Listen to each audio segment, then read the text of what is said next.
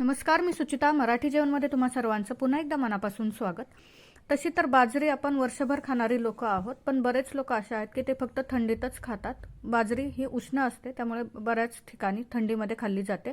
तर इथे आपण एक बाजरीची भाकरी बनवून घेणार आहोत. आजची ही रेसिपी जी आहे ती इतकी पौष्टिक आहे आणि इतकी सोप्या पद्धतीने बनते, कमी वेळात बनते आणि तिचं पौष्टिकपणा जो आहे तो तितकाच जास्त आहे.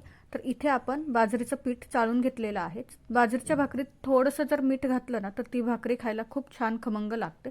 तर यामध्ये अगदी थोडंसं मीठ घातलेलं आहे. व्यवस्थित मिक्स करून घेऊयात आणि बाजरीच्या भाकरीसाठी लागणारा उंडा जो आहे तो आपण मळून घेणार आहोत.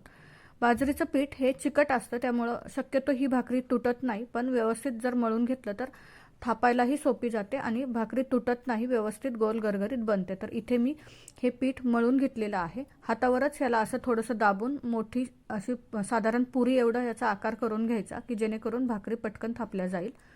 साधारण अशा प्रकारे. जे भाकरी नवीन शिकत असतील त्यांच्यासाठी ही एक छान टिप आहे. आता व्यवस्थित आपल्याला एकसारखी ही भाकरी थापून घ्यायची आहे. थोडासा पिठाला हात लावून ही भाकरी व्यवस्थित आपल्याला एकसारखी भाजून घ्यायची आहे. तर यामध्ये मी थोडेसे तीळ घालणार आहोत. जसं की आपल्याकडे संक्रांतीच्या बाजरीच्या भाकरीला आपण तीळ लावतो, त्याच प्रकारे मी इथे भाकरीला तीळ लावून घेतलेले आहेत. हे ऑप्शनल आहेत, पण मुलांना जर असं काही नवीन खायला दिलं तर ते देखील आवडीने खातील. तर आता ही भाकरी मी थापून घेतली आहे. तवा गरम झालेला आहे. यानंतर आपण ही भाकरी तव्यावर घालणार आहोत आणि वरून पाणी लावायचं आहे. अगदी थोडंसं पाणी लावून घ्यायचं. पाणी जास्त जरी झालं तरी भाकरी लवकर पचत नाही, त्यामुळं योग्य प्रमाणातच पाणी आपल्याला लावून घ्यायचं आहे. गॅस मध्यम ठेवायचा आहे आणि ही खरपूस भाकरी आपल्याला भाजून घ्यायची आहे. आणि जर आजची ही रेसिपी आवडली तर कृपया चॅनलला सबस्क्राईब करा, व्हिडिओला लाईक करा, तुमच्या मित्रपरिवारासोबत शेअर करा की जेणेकरून अशा सोप्या आणि पौष्टिक रेसिपी आपल्या चॅनलवर मी नेहमीच पोस्ट करत असते. आजचा जो पदार्थ आपण बनवणार आहोत तो तुम्ही मुलांना टिफिनमध्ये ॲज अ स्नॅक्स म्हणून किंवा दुपारचं जेवण म्हणून दिलं तरी देखील तो पोटभरीचा आहे आणि अगदी पौष्टिक आहे. तर अशा प्रकारे ही भाकरी मी व्यवस्थित भाजून घेतली आहे. तुम्ही ही तव्यावर भाजू शकता किंवा डायरेक्ट गॅसवर देखील भाजू शकता. तर तव्यावर देखील ही भाजी छान भाकरी टम्म फुगते आणि व्यवस्थित छान खरपूस पद्धतीने भाजल्या जाते. तर गॅस मी बंद केलेला आहे. ही भाकरी आपल्याला थंड करून घ्यायची आहे. खरपूस अशी भाकरी मी इथे भाजून घेतली आहे. थंड झालेली भाकरी जी आहे त्याचे तुकडे करून घ्यायचे आहेत आणि हे आपल्याला मिक्सरमधून बारीक करून घ्यायचे आहेत.